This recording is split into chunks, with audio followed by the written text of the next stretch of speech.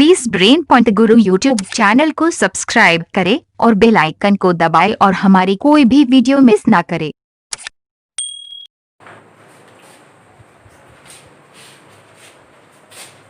Hello everyone, today I will teach you lesson first in civics, topic power sharing. What is power sharing? जैसे आप लोग कभी भी school में lunch करते होंगे, कॉलेज में कोई फ्रेंड्स आपका लंच नहीं लाया तो आप क्या करते हैं, उसको बुला करके अपने साथ लंच शेयर करा देते हैं, या पेन नहीं लाया तो पेन दे दिया, शेयर कर लिया। तो इसी तरीके से गवर्नमेंट अपने पावर कैसे शेयर करती है, एक आर्गुमेंट से दूसरे आर्गुमेंट के साथ कैसे शेयर करके सिस्टमेटिक वे में चलाया जाता है। तो आइए देखते हैं। When power does not vest only is one organ but shared among other organ, it is known as power sharing. When power does not vest only one organ, माने किसी भी एक ऑर्गन के पास सारे पावर नहीं होते, वो but shared among other organ, माने वो दूसरे ऑर्गन के साथ, दूसरी ऑर्गेनाइजेशन के साथ अपने पावर को शेयर करता है। माने किसी भी एक ऑर्गेनाइजेशन के पास पूरी शक्तियां या पूरे पावर या पूरी ताकत नहीं होती है। It is known as power sharing, इसे पावर शेयरिंग कहते हैं।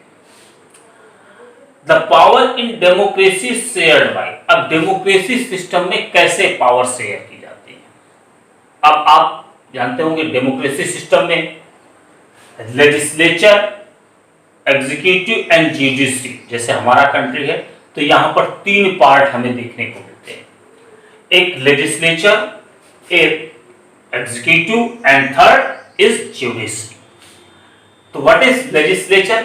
लेजिस्लेचर सेंट्रल और स्टेट गवर्नमेंट में जो पार्लियामेंट होती है वो लेजिस्लेचर कहलाती है। माने all members of parliament, MPs or MLA in central government or state government.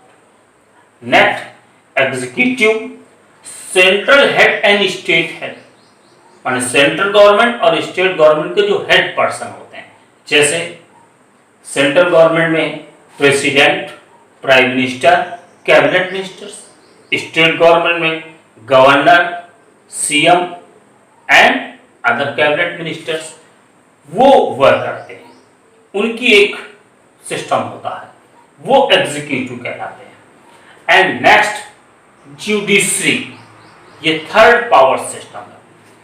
Free one chain system is organized, माने ये एकदम फ्री होकर के काम करती है, फ्री चेन सिस्टम में होती है। चेन सिस्टम में क्या, देखिए मैं छोटा सा नीचे लिख रखा है SC, HC and DC। SC means supreme court, HC means high court and district court. इस तरीके से ये चेन सिस्टम में बने होते हैं, ये काम करते हैं। तो ये इस तरीके से इनके पावर शेयर होते हैं, इनके सबके अपने अलग अलग पावर होते हैं और सब एक दूसरे के कार्यों में इंटरफेयर भी कर सकते हैं।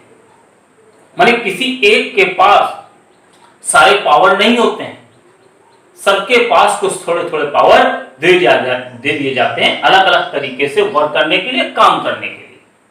तो वो उस तरीके से आर्गुमेंट होते हैं। ये एक दूसरे के कार्यों में इंटरफेयर भी कर सकते हैं, एक दूसरे के कार्यों में हेल्प भी कर सकते हैं, इस तरीके से कार्य करते हैं।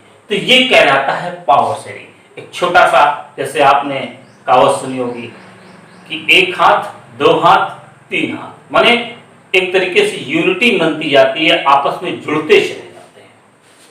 अब इसी में एक कंट्री आता है हमारा बेल्जियम। दो कंट्रियों के एग्जांपल लेंगे, एक हम बेल्जियम और एक श्रीलंका।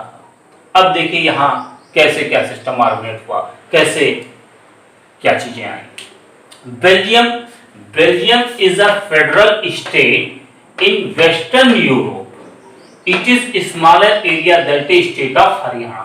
माने बेल्जियम एक कंट्री है वेस्टर्न यूरोप का, बहुत ही छोटा देश है, बहुत छोटा कंट्री है। और जितना बड़ा अपना एक स्टेट हरियाणा, यहाँ की लगभग पॉपुलेशन होगी 1 करोड़। अब यहाँ पर एथनिक कंपोजिशन कॉम्प्लेक्स है, माने लोग भाषा के आधार पर, लैंग्वेज के आधार पर उनमें बड़ी ही डिससिमिलैरिटीज है। अब यहाँ के कॉन्स्टिट्यूशन में क्या हुआ, माने वहां के लोगों को यूनिटी से कैसे रखा जाए, आपस में कैसे कंट्री पावरफुल बनाया जाए, इसके लिए वहां की गवर्नमेंट ने, वहां की सरकार ने, वहां के लोगों ने क्या किया। 59% पीपल लिव इन फ्लेमिश, माने 59% पीपल फ्लेमिश में रहते थे, स्पीक इन डच, और वो कौन सी भाषा बोलते थे, डच भाषा बोलते थे। 40% लिव इन वोल्गोनिया रीजन, वहां एक वोल्गोनिया जगह थी, वहां पे रहते थे, स्पीक इन फ्रेंच, और यहाँ के लोग फ्रेंच बोलते थे। रिमेन्स 1% स्पीक इन जर्मन, बाद बाकी जो लोग बचे हुए लोग थे वो जर्मन बोलते थे। तो अब होता क्या है, मोस्टली मेजोरिटी जिनकी ज्यादा होती है वो सरकार बनाते हैं और वो उनके राइट्स की ज्यादा बात होती है, मोस्टली यही होता है। लेकिन यहां पर ऐसा नहीं हुआ, यहां की सरकार ने क्या किया, the social disparity between Dutch and French speaking communities, माने जो भी सामाजिक उनके बीच भेदभाव थे उनको खत्म करके French speaking communities, the people had accepted this because majority had accepted equal representation of central government, माने यहाँ पॉपुलेशन के आधार पर लोग सरकार में नहीं चूज किए जाएंगे मेंबर्स, माने इक्वल रिप्रेजेंटेशन होगा, सबको राइट दिए जाएंगे, इक्वल सीटें होंगी, वो चाहे कम लोगों की हो चाहे ज्यादा लोगों की हो। माने सरकार में यदि लोग चुन करके पहुंचे तो उनके पास उनका रिप्रेजेंट करने वाला, रिप्रेजेंटेशन करने वाला कोई ना कोई पर्सन होना चाहिए, अपनी बात कहने वाला, और उनको इक्वल सीट्स दी जाएंगी, माने परसेंटेज के हिसाब से किसी भी प्रकार का कोई भेदभाव, डिफरेंसेस नहीं किए जाएंगे। इसी तरीके से एक कंट्री था Sri Lanka, most Singla speaking, most Buddhist and other Indians Tamils, Sri Lankan Tamils, Muslim and Christians. अब यहाँ पर मोस्टली पॉपुलेशन जो थी वो सिंगला स्पीकिंग, माने जो लोग सिंगला भाषा को बोलते थे, सिंगलियाई लोग थे, उनकी थी, और मोस्टली वो लोग बुद्धिस्ट धर्म को मानने वाले थे। अदर पर्सन जो थे इंडियन तमिल, श्रीलंकाई तमिल, मुस्लिम और क्रिश्चियन, ये लोग थे।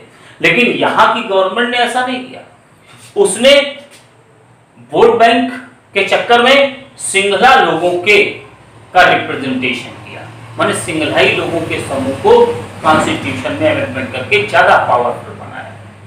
तो माने यहाँ कंट्री की यूनिटी नहीं शो कर रही है, ये कंट्री उस समय यूनिटी में नहीं रह पाया, इसीलिए बहुत समय तक एलटीटी, तमिल्स ऑर्गेनाइजेशन, लिट्टे आदि लोगों ने बहुत समय तक यहाँ पॉलिटिकल डिफरेंसेस है, देश में अस्थिरता रही, शांति नहीं रही, आपस में बवाल चलते ही।